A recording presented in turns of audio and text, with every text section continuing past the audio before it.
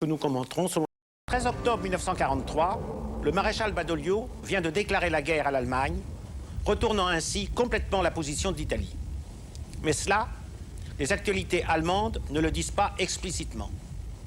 L'Italie est ainsi divisée en deux camps, puisque au nord, la République fasciste de Salo continue la guerre aux côtés de Hitler. Mais pour l'instant, plus que la guerre civile entre les deux Italies, c'est bien la guerre italo-allemande qui prend le dessus. Principaux enjeux, la flotte italienne, la mer Adriatique, les îles grecques.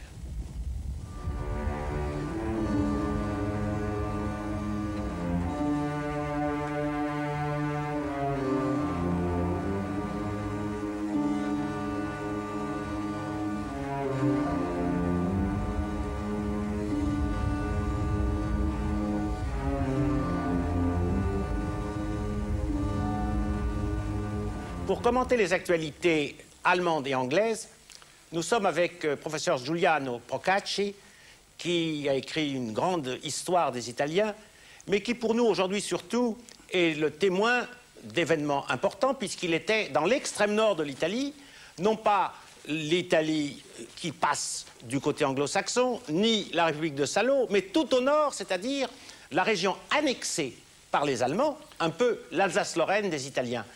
Dites-nous un petit peu vos souvenirs. En effet, beaucoup de gens ignorent, et aussi beaucoup d'Italiens ignorent, que l'Italie n'était pas seulement divisée en deux, celle occupée par les Anglo-Américains et la République de Salo. Elle était divisée en trois, parce qu'une partie de l'Italie, qui comprenait grosso modo certaines provinces de la Vénétie jusqu'à Trieste, était pratiquement dans un état d'annexion de l'Allemagne. Cela dans des régions qui avaient connu l'occupation, la domination allemande ou autrichienne déjà auparavant, au cours de la Première Guerre mondiale, et dans lesquelles le ressentiment anti-allemand était très fort. Et cela explique la force de la résistance dans ces régions, dont nous parlerons au cours de l'émission. Eh bien, nous allons voir d'abord les actualités allemandes.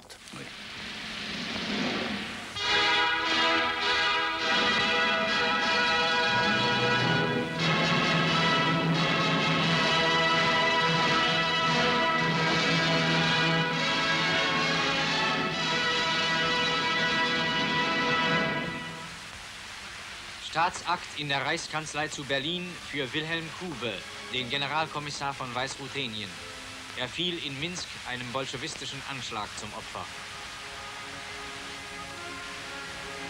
Der Reichsminister für die besetzten Ostgebiete, Alfred Rosenberg, hält die Gedenkrede.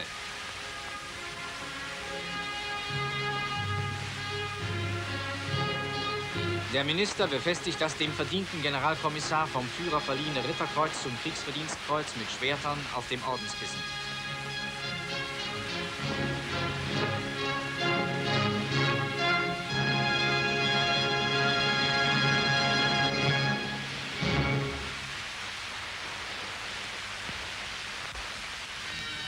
Kinder in die Kinderlandverschickung. Immer mehr Kinder werden durch die nationalsozialistische Volkswohlfahrt in nicht luftgefährdete Gaue gebracht.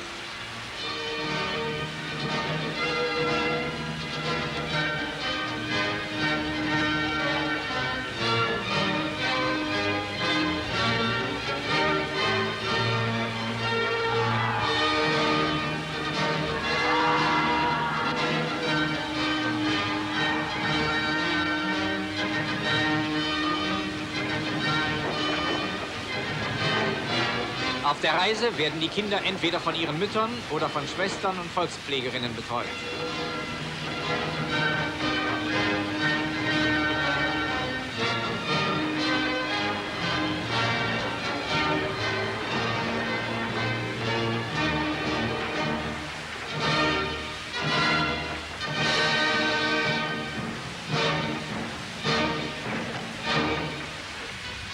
In Prag.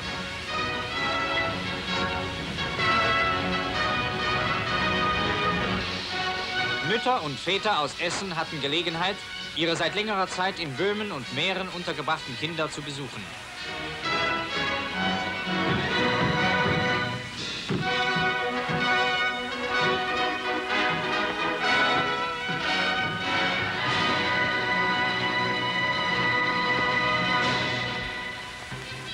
Zum 5. Mal im Kriege beging das deutsche Volk den Erntedanktag. Morgenfeier der bäuerlichen Jugend.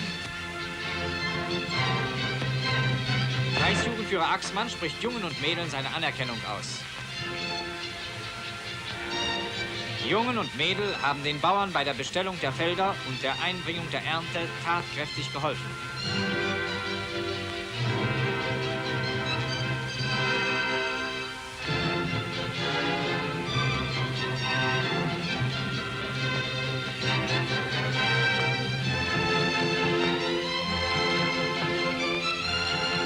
In der Reichskanzlei in Berlin versammelt sich eine Abordnung von Bäuerinnen und Bauern aus dem ganzen Reich. Ritterkreuzträger Oberfeldwebel Dörfel überbringt den Dank der Front für die Arbeit des deutschen Landvolkes. Staatssekretär Backe spricht.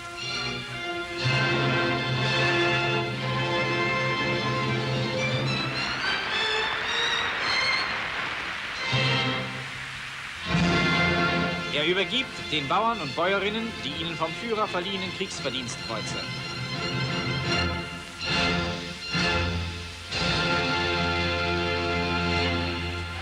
Kundgebung im Berliner Sportpalast.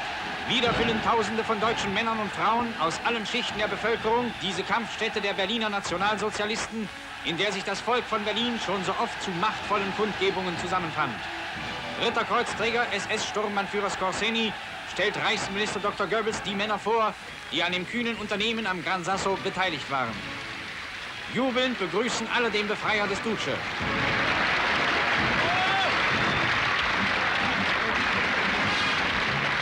Frauen und Männer aus den verschiedensten Berufen und Betrieben, aus Werkhallen und Büros. Sie repräsentieren im besten Sinne einen Querschnitt des gesamten deutschen Volkes. SS-Sturmbannführer Skorzeny legt 3 Angehörigen des Landvolkes das Ritterkreuz zum Kriegsverdienstkreuz um, das ihnen der Führer als Anerkennung für hervorragende Leistungen verliehen hat. Militärverwaltungsvizechef Dr. Fritz Reinhardt. Militärverwaltungsvizechef Körner. Bauer Tschirn.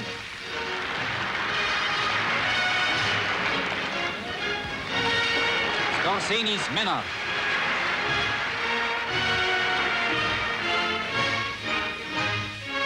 Reichsminister Dr. Goebbels spricht und dankt dem Landvolk im Namen des Führers für die Sicherstellung der deutschen Ernährung. Klar und nüchtern gab Dr. Goebbels dann ein ungeschminktes Bild der politischen und militärischen Lage. Noch einmal machte er allen klar, um was es geht und rief die Heimat erneut zum Einsatz aller Kräfte für den Sieg auf.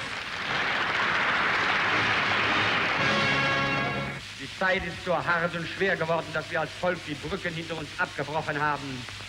Ein Zurück gibt es für uns nicht mehr, nur noch ein Vorwärts. Aus dieser Gesinnung heraus wächst unaufhaltsam der große Sieg. Je mehr wir heute dafür einsetzen, desto größer wird dieser Sieg werden.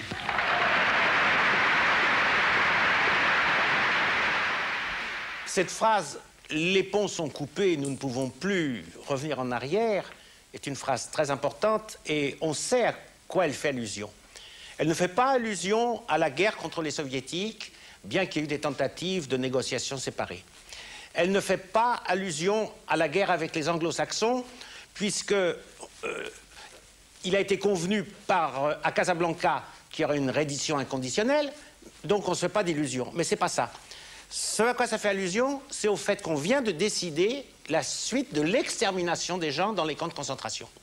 Et c'est cette décision d'extermination, explique Goebbels dans un commentaire qu'on connaît, qui fait que maintenant, on a coupé les ponts, on ne peut plus revenir en arrière.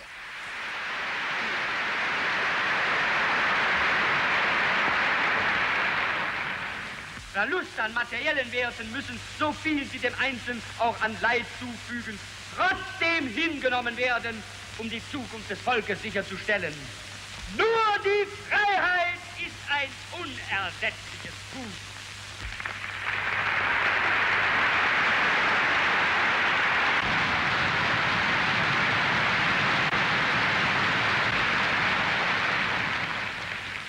Man führt einen Krieg nicht, um den Frieden zu erhalten, sondern um ihn in Ehre und Freiheit wiederherzustellen.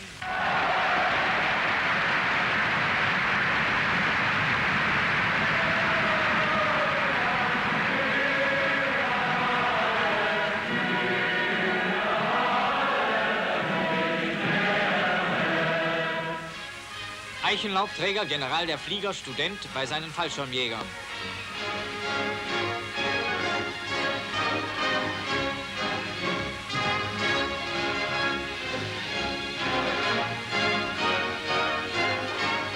Der General dankt seinen Soldaten für ihren heldenmütigen Einsatz bei der Befreiung des Duce. Die Männer, die sich besonders bewährt haben, werden ausgezeichnet. 2 Fallschirmjäger, Leutnant Meyer und Hauptmann Gerlach, erhielten das Ritterkreuz.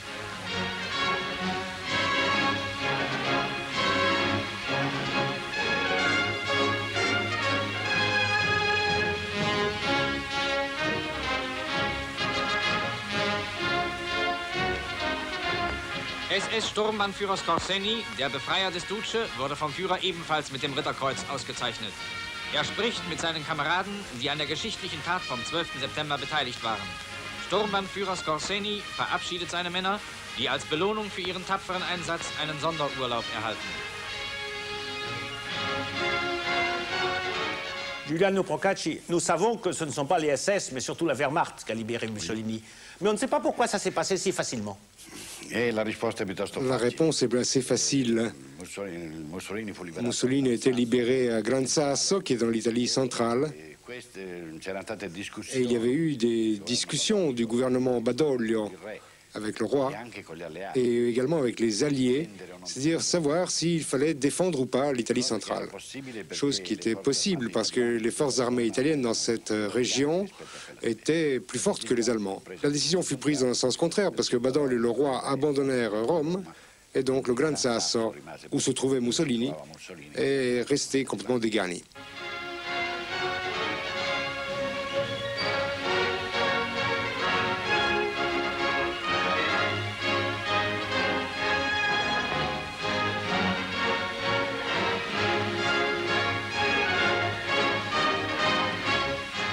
In der Sturmgeschützschule.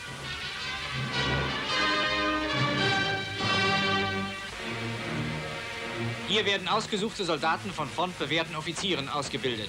Eichenlaubträger Leutnant Primozic beim Unterricht an der Kanone. Taktischer Unterricht durch den Kommandeur der Schule, Eichenlaubträger Oberstleutnant Hoffmann Schönborn, ein finnischer Offizier. Unterrichtsthema: Einsatz und Führung einer Sturmgeschützbatterie. Antreten zur Gefechtsübung.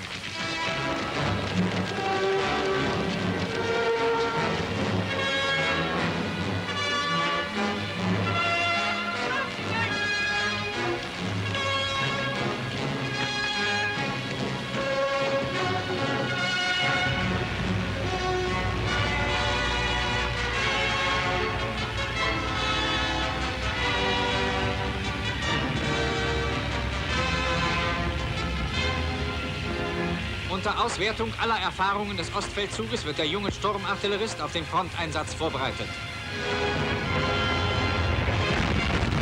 Eine Mine. Die Besatzung wechselt blitzschnell die beschädigten Kettenglieder aus.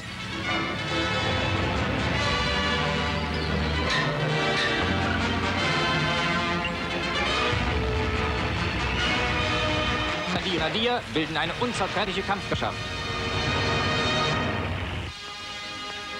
Ein Feldflughafen an der Eismeerfront. Eichenlaubträger Hauptmann Ehrler mit seiner Staffel.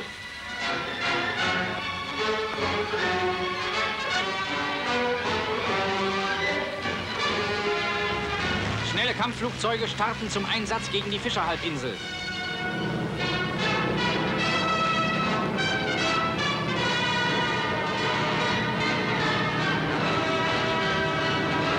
Bomben auf sowjetische Stützpunkte.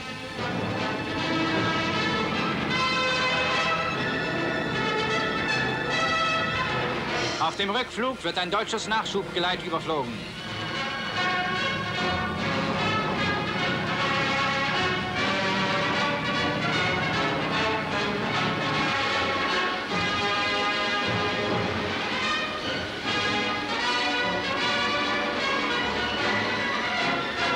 Feindliche Flugzeuge sind gesichtet. Das Alarmsignal geht hoch.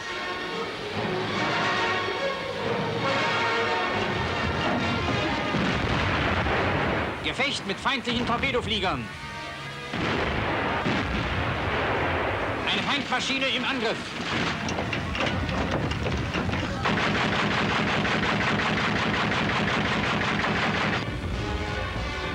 Torpedo geht daneben. Kurswechsel. Die deutschen Schiffe fahren Zickzackkurs.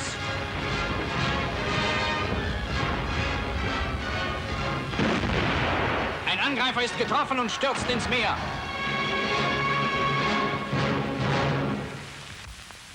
An der Ostfront.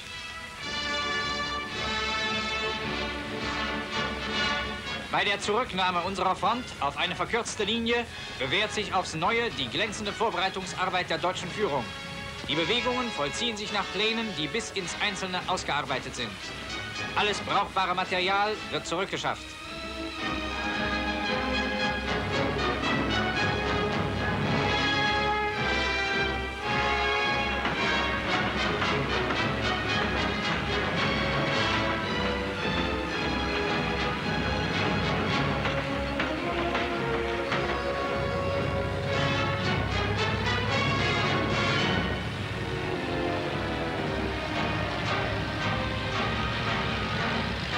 Gefangene Bolschewisten werden mitgeführt.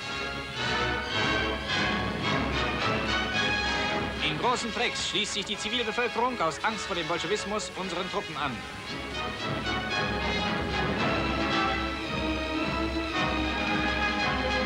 Zuchtpferde werden zurückgebracht.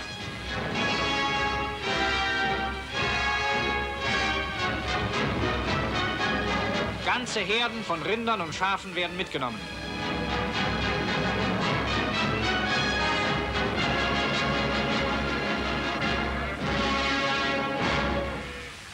Abbau der Telefonleitungen.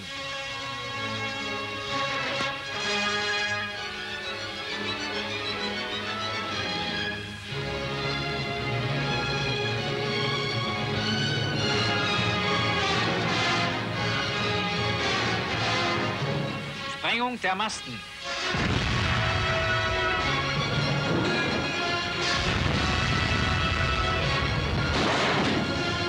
Militärisch nutzbare Gebäude werden vernichtet.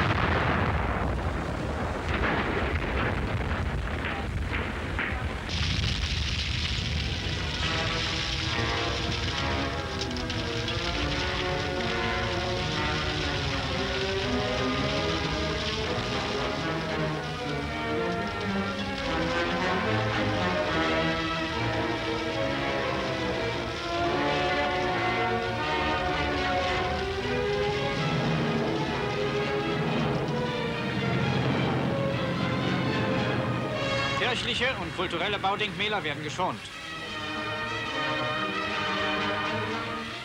Die deutschen Bewegungen vollziehen sich unter dem wirksamen Schutz unserer Waffen.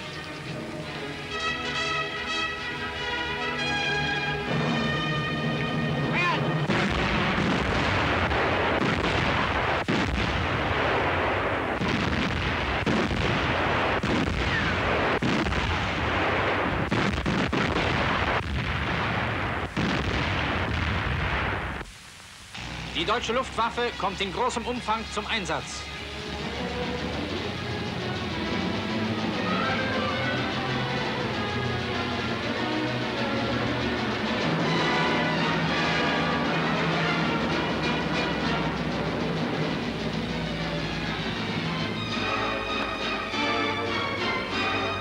Unsere Flugzeuge fügen den nachdrängenden Bolschewisten hohe Verluste zu.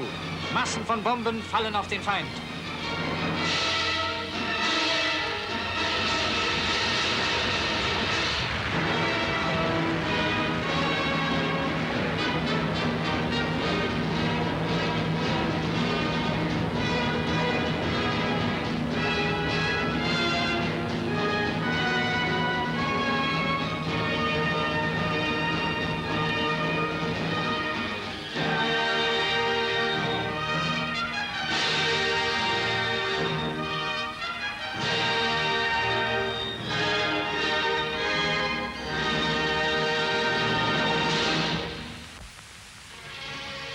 im Süden Europas.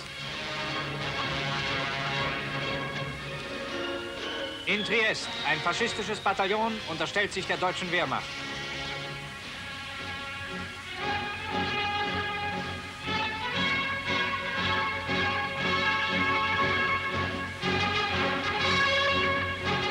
Die italienischen Soldaten verpflichten sich durch ihre Unterschrift zum Kampf gegen den gemeinsamen Feind. Deutsche Truppen auf dem Marsch nach Pola.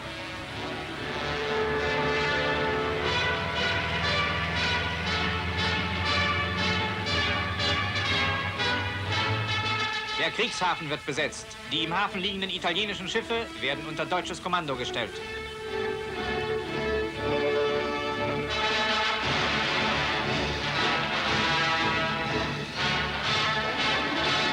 Ein geflohenes italienisches Schiff, dessen Besatzung Badoglio hörig ist, wird von deutschen Seestreitkräften verfolgt.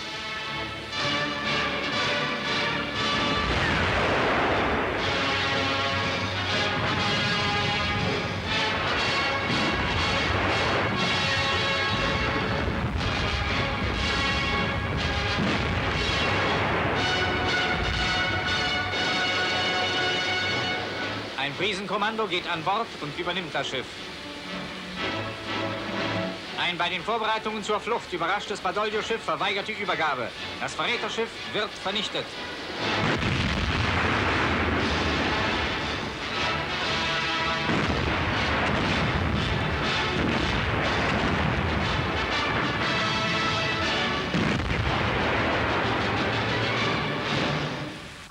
Deutsche Flugzeuge eröffnen den Angriff auf die Insel Kefalonia an der Westküste Griechenlands. Die italienische Besatzung paktiert mit den Badoglio-Verrätern.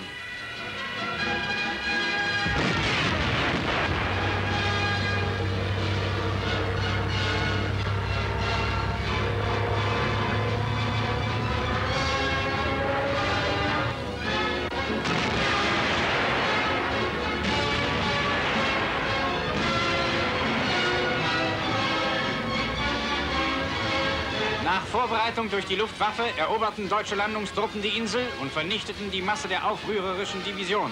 Deutsche Verstärkungen gehen an Land.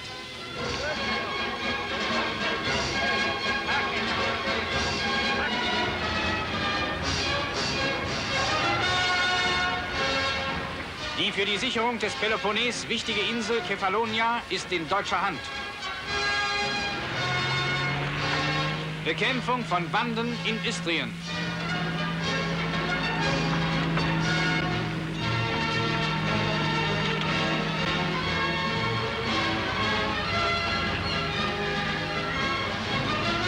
Die Banditen suchen unseren Truppen durch feige Feuerüberfälle Schaden zuzufügen. Sie werden schonungslos angepackt.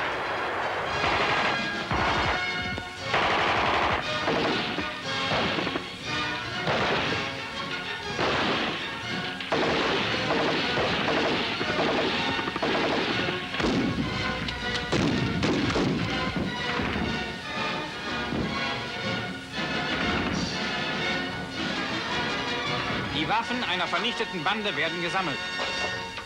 Systematisch werden die verseuchten Gebiete ausgekämmt.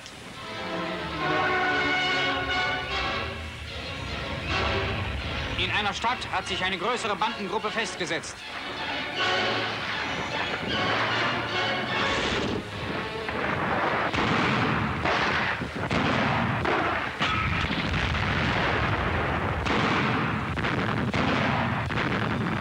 Der Sturm auf die Stadt beginnt. Unschädlich gemachte Banditen.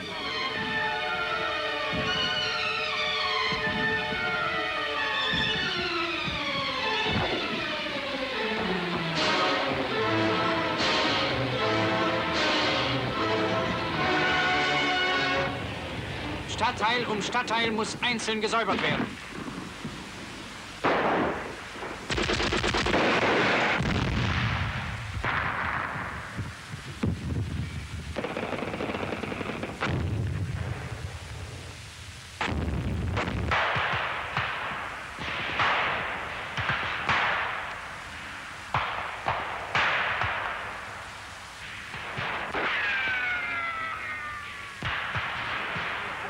Fabriktor ist von den Rebellen zur Barrikade ausgebaut. Es wird durch Sprengung geöffnet.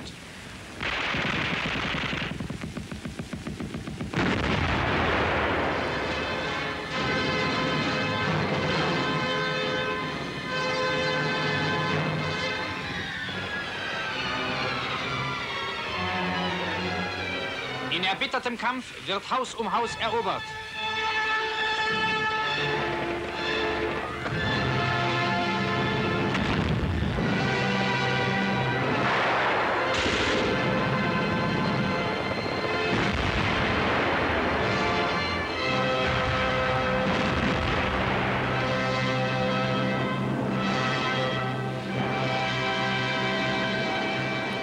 Giuliano Procacci, on vient de voir plusieurs scènes qui opposent des Allemands à des Italiens, une vraie guerre, que ce soit en Istrie, que ce soit en Slovénie, où les partisans slovènes, yougoslaves, luttent contre les Allemands, n'est-ce pas? Et juste avant, on a vu un sujet sur Céphalonie, et les événements de Céphalonie ont laissé une trace indélébile chez les Italiens. Qu'est-ce qui s'est donc passé? Oui, en regardant ce documentaire allemand, j'ai été très frappé par le cynisme du commentaire. On dit vernichtet, si je ne me trompe pas. En réalité, ce qui s'est passé en Céphalonie, c'est qu'une division entière, une division italienne composée de 10 000 personnes, 10 000 soldats, a été massacrée. Je crois que les Allemands, il y avait 9600 morts en tout. Et nous considérons en général comme un premier épisode de la résistance italienne, parce que, il faut le souligner, avant de prendre la décision de résister, il y a eu une sorte de référendum parmi les soldats italiens, et les soldats ont choisi la résistance. Et ils ont choisi la mort, en gros. Oui, c'est un épisode qu'on connaît très peu. Oui, c'est pas un épisode isolé en plus. Il y a eu d'autres épisodes dans l'île de Léros, en Grèce. Il y a eu quelque chose d'analogue, et également dans d'autres zones de Yougoslavie. C'est un épisode malheureusement pas très connu. Alors il y a un autre point qui est important, mais assez peu connu, c'est aussi le fait que non seulement il y a l'Italie de Badoglio qui s'est ralliée aux Alliés, il y a la République de Salo, tout le monde le sait, mais il y a tout au nord, donc, ces parties annexées. Or, ce qu'il y a de paradoxal, c'est que Mussolini a été remis au pouvoir, remis en selle par Hitler, et qu'une des premières mesures qu'il prend, c'est d'annexer, en prenant à l'Italie ces territoires, d'annexer ces territoires pour lesquels Mussolini s'était battu depuis son adolescence, puisque le fascisme est né précisément dans la revendication de ces régions, de l'Istrie, de Belluno, etc. Autrement dit, c'était l'humiliation de l'humiliation que ce soit Mussolini qui se voit soustraire ces régions du nord de l'Italie. Ça a été vécu comment par les Italiens? Je voudrais dire quelque chose d'abord. Parmi les peu de territoires habités par des Allemands que Hitler ne revendiqua jamais, il y avait le Alto Adige, le Haut-Adige, où la population est de langue allemande. Et le fait que Hitler ait annexé le Haut-Adige a presque lui considéré comme une trahison du côté italien. Eh bien, ce n'était pas très surprenant. C'est pas très étonnant, cela. Pour le reste, les régions de langue italienne, c'est-à-dire Trento, Belluno, Trieste, etc., mon impression, c'est qu'il y a eu une réaction très forte dans les territoires annexés, c'est-à-dire dans ces régions. Alors que dans le reste de l'Italie républicaine, de l'Italie fasciste, de l'Italie du Nord, moi j'ai l'impression que la chose n'a même pas été connue, justement parce que le fascisme vivait cela comme un de ses échecs, une de ses humiliations en fin de compte. Et je crois que l'opinion publique, dans la mesure où il existait une opinion publique, dans cette époque, avec la presse qui était bâillonnée et des conditionnements d'un régime totalitaire, l'opinion publique n'était pas au courant de ce qui s'était passé. Même après la guerre, pendant longtemps, peut-être même encore aujourd'hui, beaucoup d'Italiens ignorent que pendant la guerre, cela se soit produit. C'est-à-dire qu'une partie du pays est risquée d'être annexée à l'Allemagne. Donc je dirais une réaction très forte dans les zones occupées par les Allemands et absence de réaction dans les zones qui étaient soumises à la République de Salo. On va voir maintenant les activités anglaises qui vont nous transporter maintenant au sud de l'Italie. Here is the world's news in pictures, and this is Pathé Gazette screening it.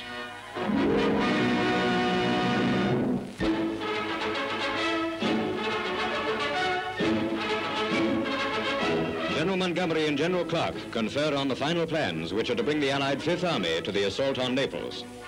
With Monte's warriors plunging forward up the Adriatic coast, the Anglo-American Fifth gathers momentum for the capture of Naples.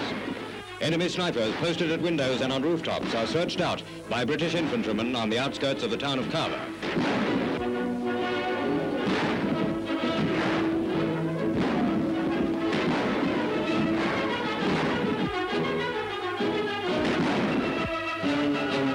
Mortars are brought up to deal with machine gun posts and strong points.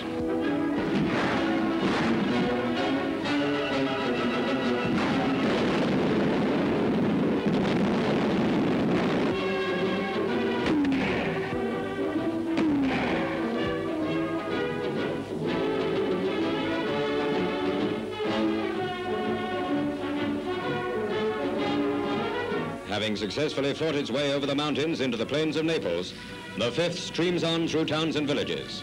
This is Nocera on the road to Pompeii. In Castellammare Harbour, sunken ships add to the general destruction, while blown bridges over the canal tell of German efforts to delay our advance.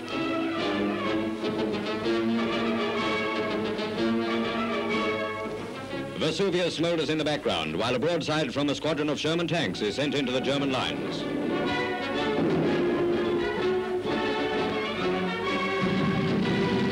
As the German rearguards move out, our columns swiftly enter. 3.7s rushed forward to engage their massed forces, drawing steadily away.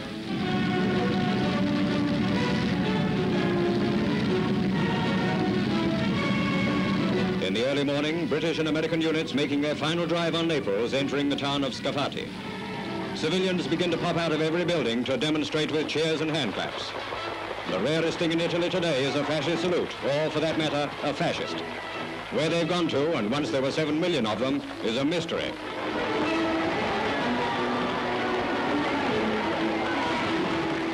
Oui, où sont les fascistes alors, Giuliano? I fascisti dove erano? Moi, je pourrais répondre soit que tout le monde était fasciste ou bien que personne ne l'était, et j'explique pourquoi.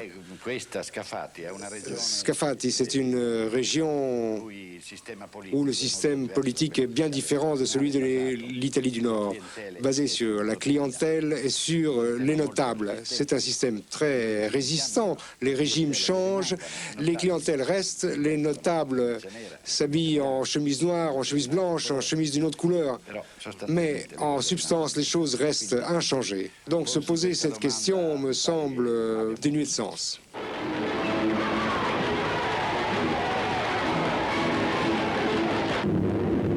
Tactical Air Force bombers shown in these RAF film unit pictures are being sent in to make the German retreat as difficult and costly as possible. American Mitchells, leaving Naples behind them, make heavy and concentrated raids on the northern exits from the city.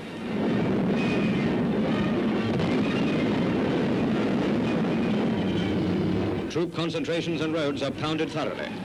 The absence of German fighter protection was a depressing influence on the Nazis. They had to rely almost wholly on ground defenses to counter the weighty Allied air attacks.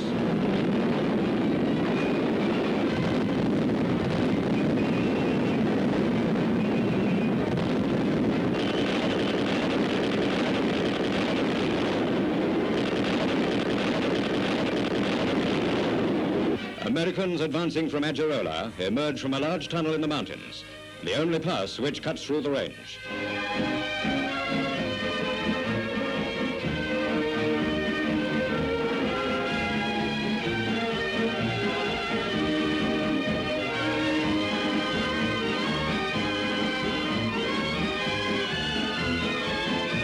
A line of vehicles waiting to enter Pompeii. Italy's celebrated sightseeing spot for tourists has an influx of visitors which eclipses all previous records.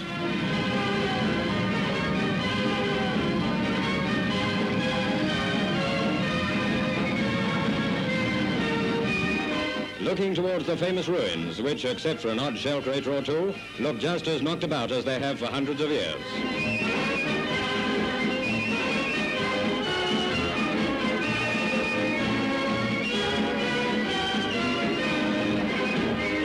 Resting place of 3 British war correspondents at Scafati.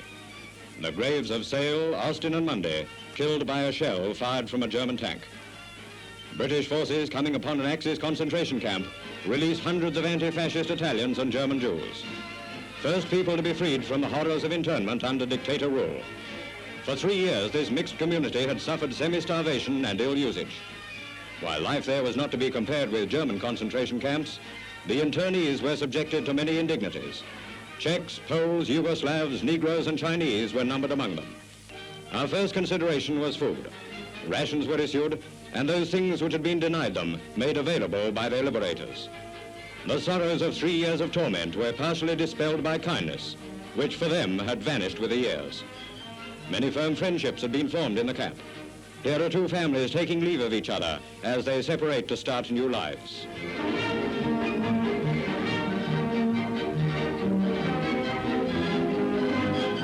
A young Jewish couple had been married in the camp where they met. No more will they have to face the future with fear. The threat of persecution no longer hangs over them. One of the 4 freedoms is theirs.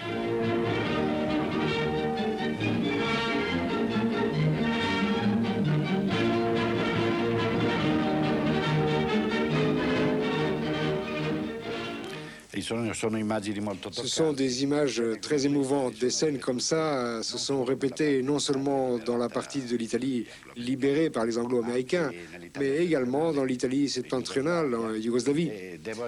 Et je dois ajouter que ces cas italiens, eh bien, souvent, les Italiens ont fermé les yeux et ils ont laissé partir pratiquement tous les Juifs qui étaient emprisonnés par des Italiens. Naturellement, cela est bien différent de ce que les Allemands ont fait.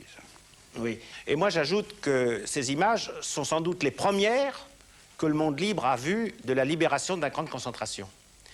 Et on ne peut pas imaginer, en regardant ces images, que chez les Allemands, ce sont des camps d'extermination. On sait, on dit que la situation des internés est plus dure en Allemagne, mais on ne dit pas qu'ils sont morts ou qu'ils vont mourir. Et ça, je le dis pour qu'on comprenne que pendant longtemps, les Juifs eux-mêmes n'ont pas pu imaginer qu'ils allaient tous être exterminés quand ils étaient dans les camps nazis. Havoc created in Naples has been greatly added to by demolition and destruction carried out by the Germans.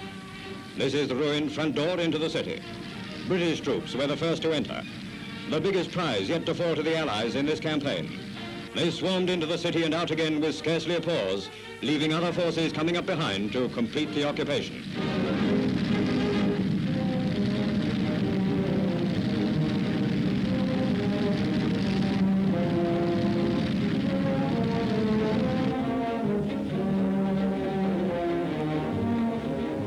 Two young Germans, little more than boys, were rounded up by Italians and handed over. Bordering on tears, the juvenile Nazis must feel that the world's against them. They're right. On reaching the center of the city, thousands of shouting, hysterical people started to swarm around the lorries, tanks, and cars. It was the start of an amazing scene. In a short while, many streets were jammed tight with a howling, cheering, weeping mob. Here's a press car snowed up under an avalanche of wildly excited Neapolitans.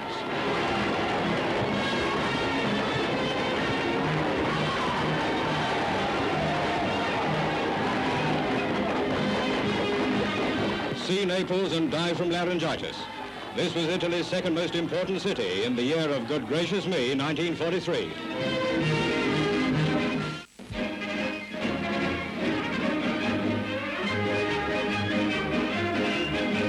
The fighting French arrive in Corsica. First pictures from the island, which Frenchmen and their Empire troops have liberated. It is the pattern of things to come in France herself. While the taking of Corsica brought about a rift between General de Gaulle and General Giraud, the difference lost prominence in the success of the expedition. Moroccan Goumiers were mainly employed in the landing, clansmen of the Berber race with a tradition of being the fiercest fighters in the world. Men who declined to remove their turbans in favor of steel helmets. Patriots have adopted the original arms of Corsica on their flag. Outside the village of Patrimonio, light mortars are used to dislodge the Germans.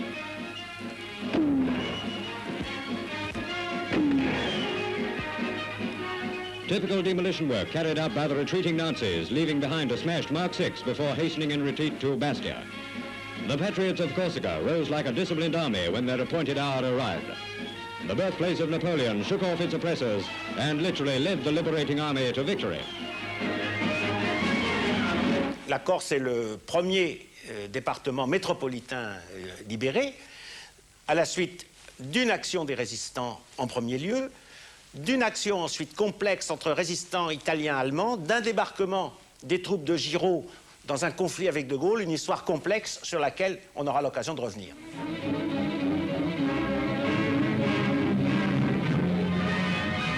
Down the long battle line from the Baltic to the Sea of Azov, the Soviet forces are on the offensive.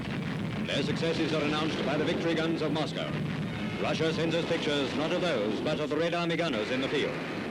See by the map the territory won back in 13 months. That shaded corridor which hurdles the Dnieper and, like the Stormovix of the Red Air Force, spreads westward to sweep the invader into his own land, there to destroy him for good. The Anglo-American air offensive enables Soviet aircraft to be employed at the front. Russian bombers and fighters are released for army support, while her allies see to it the German war industry is crippled. The interlocking system of air warfare.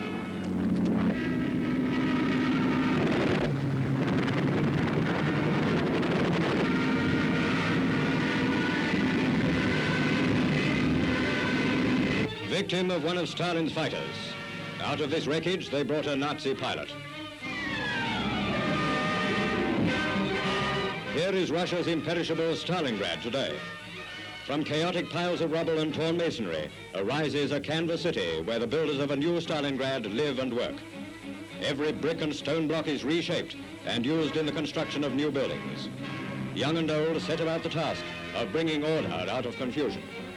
Every wall that grows in this wonderland is fashioned from the shell and bomb-torn skeletons of a city which refused to die.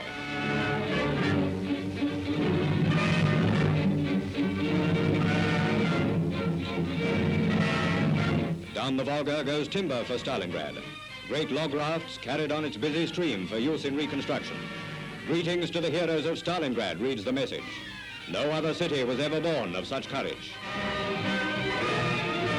Recognizing the many deeds of courage performed in the defense of Stalingrad, medals and certificates are presented to those who fought in the battles for the Steel City. A day in which men and women heroes of the Red Army step out of the ranks to receive the decorations of a grateful Republican Union.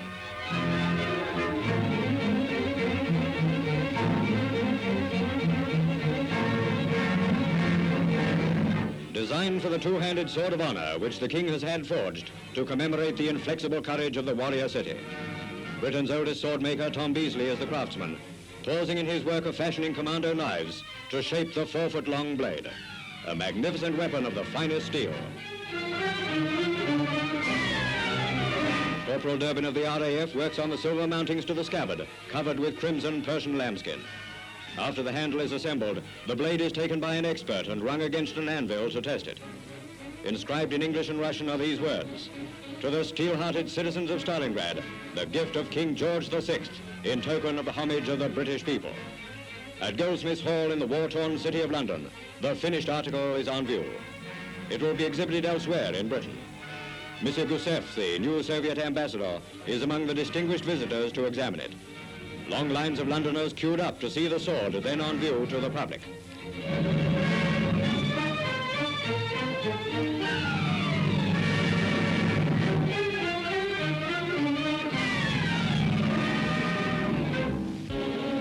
Transported back to the Russian battlefields by the Soviet war pictures, we visit the coastal district near Novorossiysk, graveyard of Nazi hopes in the now liberated Kuban. From here, Red Army guns are trained on the remains of the German bridgehead, dwindling into nothingness.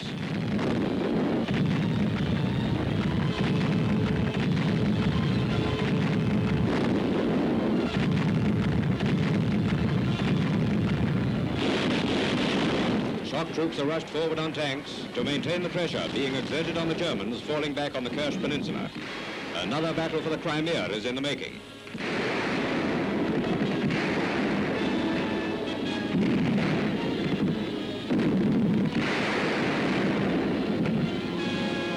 Attack and counterattack.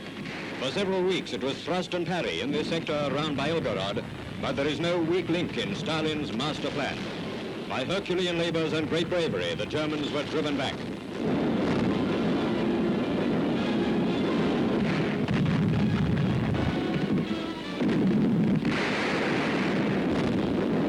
The succession of defeats dating from Stalingrad have bitten deep into the German mind. The urge to escape further disasters by withdrawal is strong. They call it shortening their lines.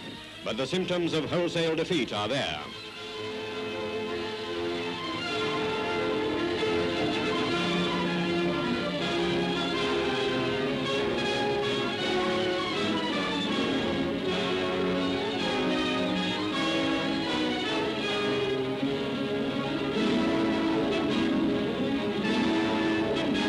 Assembly point of captured German equipment. From many battlefields come vast quantities of material for transport back for reconditioning or the blast furnaces. A Hitler's secret weapon, the multiple barrel mortar known as the Sobbing Sister, joins the trainloads of scrap destined for Stalingrad and the factories working within easy distance of her ruins.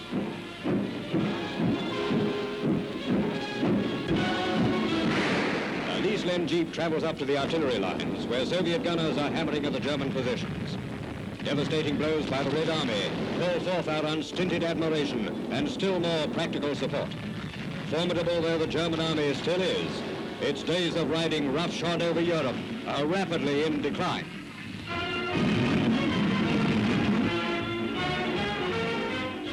Julien Procacci, nous venons de voir les actualités anglaises avec la libération de Naples. Et puis avant, on a vu les Allemandes, avec en quelque sorte la résistance qui se développe dans le grand nord de l'Italie. Je voudrais vous demander quel commentaire vous avez à faire d'abord sur Naples et ensuite sur la résistance italienne dans le nord et notamment celle des communistes. Oui, d'abord le sud et ensuite le nord. Dans le sud, la résistance n'a eu que des épisodes isolés. Un de ces épisodes a été ce que l'on appelle en Italie les 4 journées de Naples, c'est-à-dire l'insurrection de la population napolitaine contre les Allemands, qui a permis aux Alliés de rentrer dans une ville dans laquelle les Allemands n'étaient plus là. Et cela m'a étonné d'ailleurs que dans ce documentaire, on ne parle absolument pas de cela. Mais je répète encore une fois, dans le Sud, pour des raisons de temps également, la résistance a eu un caractère très limité. Pour le Nord, c'est tout à fait différent. Je ne peux pas vous faire un discours général sur la résistance parce que nous avons peu de temps. Je peux dire un petit peu ce qui a été mon expérience personnelle. La résistance a été le résultat d'un ensemble de forces. Un rôle particulièrement important a été joué par les communistes, mais pas seulement eux, le Parti d'Action également, et aussi les catholiques. Voilà quelles étaient les forces les plus importantes dans la résistance. Une présence moins importante a été celle des socialistes. Dans la région dans laquelle je me trouvais, à ces divisions politiques, s'ajoutaient également des divisions d'un autre type qui venaient de la proximité de la Yougoslavie. Nous avions des brigades pro-Tito et des brigades d'une orientation nationale italienne. Et cela a donné lieu à des épisodes de friction, de combat à l'intérieur de la résistance, qui, je l'ai dit déjà, a été un phénomène extrêmement important, peut-être peu connu à l'étranger, mais un phénomène très important qui présente les caractéristiques politiques que j'ai énoncées.